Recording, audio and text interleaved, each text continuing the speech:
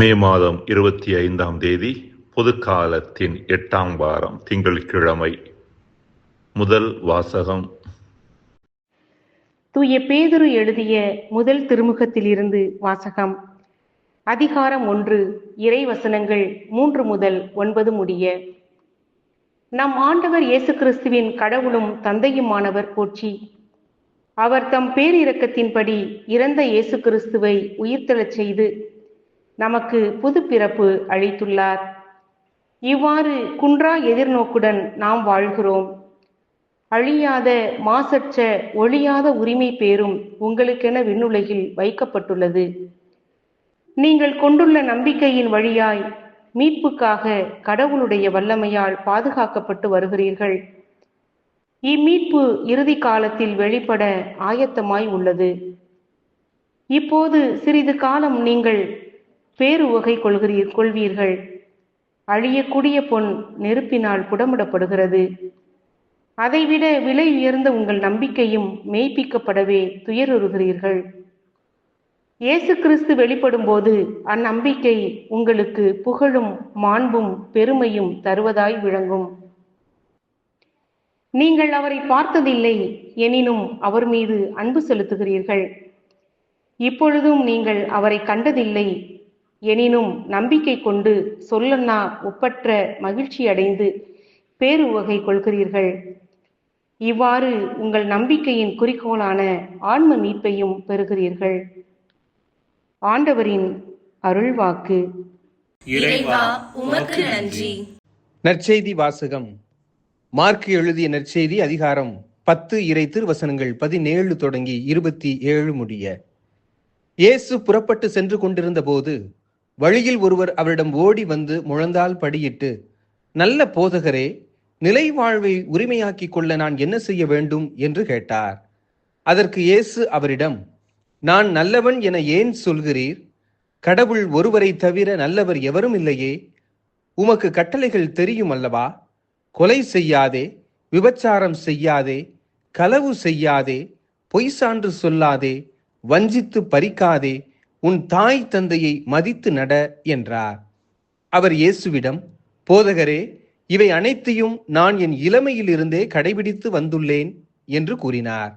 அப்போது இயேசு அன்பொழுக அவரை கூர்ந்து நோக்கி, உமக்கு இன்னும் ஒன்று குறைபடுகிறது. நீர் போய் உமக்கு உள்ளவற்றை விற்று ஏழையருக்கு கொடும். அப்போது விண்ணகத்தில் நீ செல்வராய் இருப்பீர். பின்பு வந்து என்னை பின்பற்றும் என்று அவரிடம் கூறினார். இயேசு சொன்னதை கேட்டதும் அவர் முகம் வாடி வருத்தத்தோடு சென்று விட்டார். ஏனெனில் அவருக்கு ஏராளமான சொத்து இருந்தது. இயேசு சுற்றிலும் திரும்பி பார்த்து தம் சீடரிடம், செல்வர் இறையாட்சிக்குள் நுழைவது எத்துணை கடினம் என்றார்.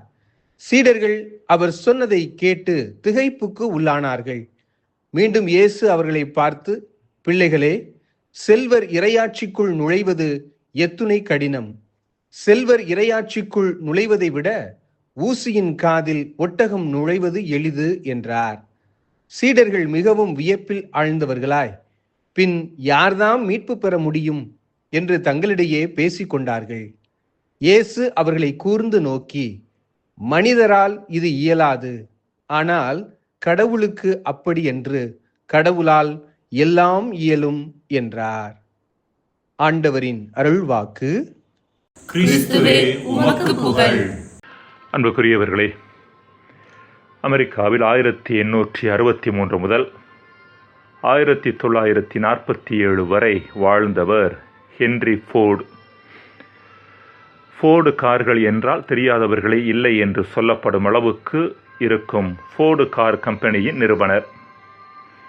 ஏராளமான பணத்தை ஒரு பக்கம் சம்பாதித்தாலும் இன்னொரு பக்கம் அவற்றில் ஒரு கணிசமான தொகையை தொண்டு நிறுவனங்களுக்கு வழங்கியவர். ஒரு முறை அவர் தனது கார் தொழிற்சாலையில் வேலை பார்த்து கொண்டிருந்த ஓர் இளவயது பொறியாளரிடம், இன்ஜினியரிடம், உன் வாழ்வின் நோக்கம் என்ன என்று கேட்டார். அதற்கு அந்த இளைஞன், பணம் சம்பாதிப்பது, நிறைய பணம் சம்பாதிப்பது என்று பதில் தந்தான்.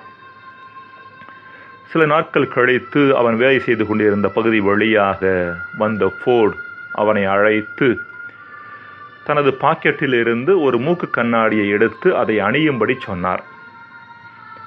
கம்பெனி முதலாளி ஏன் அவ்வாறு செய்ய சொல்லுகிறார் என்று அவனுக்கு தெரியவில்லை. இது அவனுக்கு விந்தையாக தெரிந்தது. எனினும் அவர் சொன்னபடி மூக்கு கண்ணாடியை அணிந்தான். இதைவிட விந்தையான ஒரு விஷயம் என்னவென்றால், ஃபோர்டு அணியச் சொன்ன மூக்கு கண்ணாடியின் இரு பகுதிகளிலும் டாலர் நோட்டு ஒட்டப்பட்டிருந்தது. அவன் மூக்கு கண்ணாடி அணிந்தவுடன் ஃபோர்டு அவனிடம், எதையாவது உன்னால் பார்க்க முடிகிறதா என்று கேட்டார். அதற்கு அவன் ஒன்றையும் பார்க்க முடியவில்லை என்று சொன்னான். அவனிடமிருந்து மூக்கு கண்ணாடியை பெற்றுக்கொண்ட ஃபோர்டு அவனை கூர்ந்து நோக்கி, இதற்கு பின்பாவது பணம் சம்பாதிக்க வேண்டும் என்ற உன் நோக்கம் சரியானதுதானா என யோசி என்று சொல்லிவிட்டு அந்த இடத்தை விட்டு நகர்ந்தார். பணமும் செல்வமும் அன்பிற்குரியவர்களே கொஞ்சம் வித்தியாசமானவை. வாழ்வில் ஒரு நிலையிலிருந்து இன்னொரு நிலைக்கு உயர அவை நமக்கு உதவுகின்றன. அதாவது வறுமையிலும் வளமையின்மையிலும் வாடும் நம்மை அவை பற்றி கவலை இல்லாமல் வாழும் ஒரு உயர்நிலைக்கு நம்மை உயர்த்துகின்றன. இவ்வாறு ஒரு நிலையிலிருந்து இன்னொரு நிலைக்கு நம்மை உயர்த்திய அதே செல்வம், அதே பணம் வாழ்வின் அடுத்த படிநிலைக்கு நாம் உயர்வதற்கான மிகப்பெரிய தடையாக மாறிவிடுகின்றன. இப்படிப்பட்ட தடையைத்தான் இன்றைய நற்செய்தியில் நாம் பார்க்கும் பணக்கார இளைஞனிடம் பார்க்கிறோம். செல்வத்தையும் தாண்டி அவனால் சிந்திக்க முடியவில்லை. அன்பிற்குரியவர்களே, இறைமகன் இயேசு செல்வத்திற்கு எதிரானவர் அல்ல, மாறாக செல்வத்தில் சிக்கி கிடக்கின்ற தன்மைக்கு எதிரானவர். இன்றைய நற்செய்தியில் வரும் செல்வர் இறையாட்சிக்கு உட்படுவது கடினம் என்ற இயேசுவின் வார்த்தைகளை எல்லா பணக்காரர்களும் இறையாட்சிக்கு, அதாவது முழுமையான மகிழ்ச்சியான வாழ்வுக்கு உட்படுவது கடினம் என்று புரிந்து கொள்வது சற்று தவறானதாகத்தான் இருக்க முடியும்.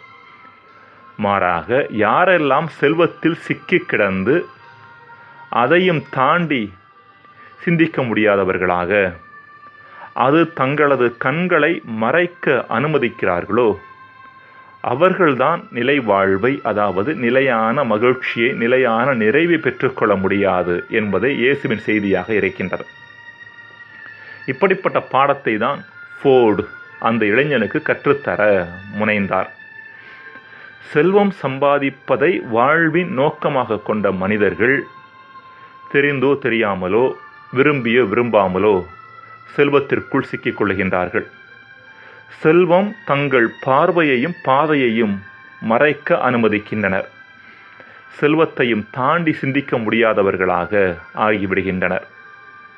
இதற்கு மாறாக செல்வத்தை வாழ்வின் ஒரு பகுதியாக மட்டும் பார்க்கின்றவர்கள் அதையும் தாண்டி இருக்கின்ற வாழ்வியல் அம்சங்களான உறவு, கடவுளுடைய இரக்கம், தியாகம் போன்றவற்றை தேடுகின்றவர்கள் வாழ்வின் முழுமையை, நிறைவை அனுபவிப்பதில் எந்த சிக்கலும் இல்லை.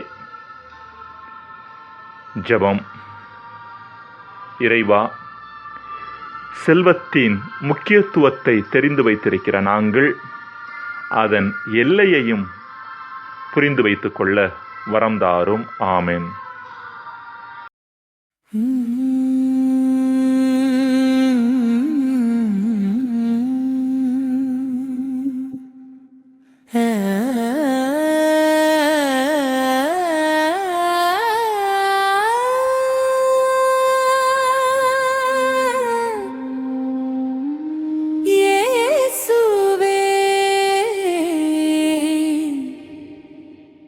நம்பிக்கையின் ஒளியே,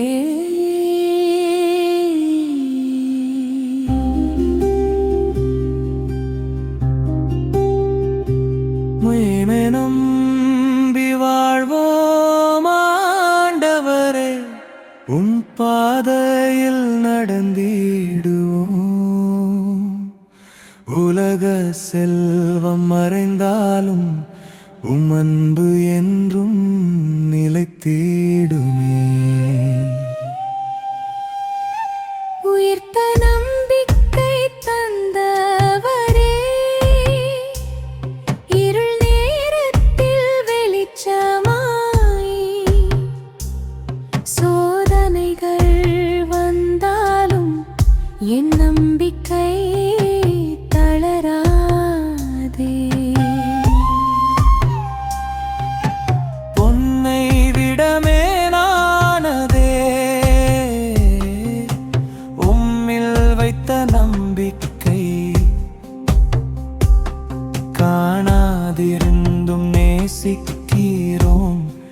இயேசுவே என் ஆண்டவரே, இயேசுவே என் ஆண்டவரே, உம்மை நம்பி வாழ்வோம் ஆண்டவரே, உம் பாதையில் நடந்திடுவோம். மனிதரால் முடியாதது கடவுளால் முடியும் ஆண்டவரே, இயேசுவே என் ஆண்டவரே.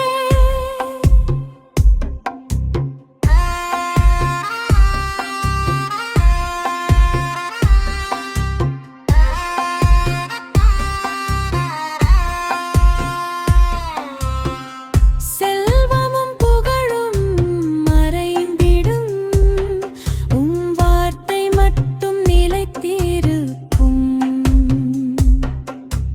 துயரத்தின் நடுவிலும் உம் அருள் என்னை தாங்கிடும். இயேசுவே என் ஆண்டவரே, உம்மை நம்பி வாழ்வோம் ஆண்டவரே, உம் அன்பில் நிலைத்திருப்போம். எல்லாவற்றையும் விட்டு விட்டு இயேசுவே